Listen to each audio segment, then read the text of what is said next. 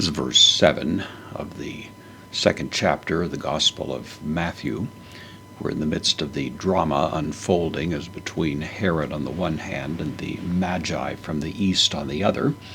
Herod has been disturbed, and we hear that Jerusalem joins him in a certain degree of concern about the exact significance of these rather conspicuous characters, I suppose, that showed up there.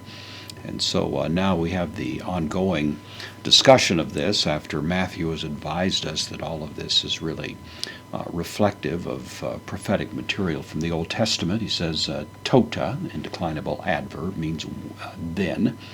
Herodes, the proper name for Herod in the nominative here. Lothra is also an indeclinable adverb, so then Herod secretly is the idea. So Herod didn't want it to be commonly known that he was inquiring of the wise men as diligently as he was. He was probably concerned that someone might tip off the parents who might be in this location and give them a heads up about this.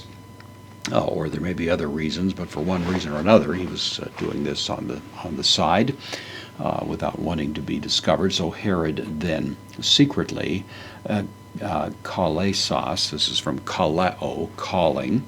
This is a participle, it's aorist active participle, masculine singular nominative. The nominative means that it is describing Herod, who's the subject in the sentence. It's an aorist participle, meaning it refers to time preceding the time of the leading verbs. So we'd render it Herod having called.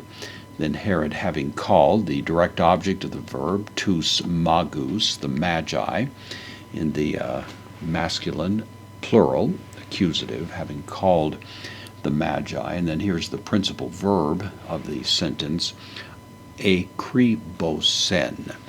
This is from akriboo, means to inquire diligently, but the focus is rather on exact facts. It's not so much the fact that Herod was diligently, pointing a finger, that kind of thing, but more that he was trying to be very precise in learning exactly the time frame that he's interested in. Par from para, elided before a vowel here, from them, when used with the genitive, as it is here, the genitive plural pronoun in the masculine. We inquired from them.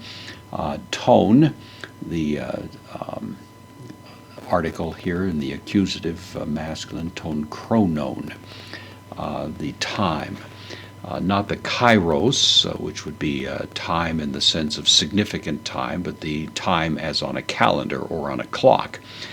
Just the precise time. Obviously, he's very interested, having probably a kind of superstitious view of this whole thing, to learn exactly when this star appeared, and that's really the force of the rest of the phrase here. So, to, the genitive singular of the masculine article, the of the, and then phenomenu. This is from phino. Phino means to shine, literally. In fact, our English word manifest is distantly connected to phino, to shine. And the word is used otherwise in that sense, usually rendered shine or to appear, and that's the sense here. It's a participle, you'll see that, present middle participle in the masculine singular genitive going along with the genitive article. So the time of the appearing would be the idea, then asteros, star, the appearing star. What was the time of the appearing star? The force of this is this star that you guys have seen. What's the precise time that it kind of blinked on in the sky so that you were able to take notice of it? And of course we understand by the later narrative that Herod had some idea that if he could figure out exactly what the timing was, then he could probably liquidate any children that would be in the appropriate age to make sure there's no competition for his throne. But the actual question here is a question as to determining the precise timing, not so much that Herod was getting exercised or all juiced up in a kind of highly intense interrogation, but he was certainly asking a question that was looking for a specific point in time by which he could make his further plans.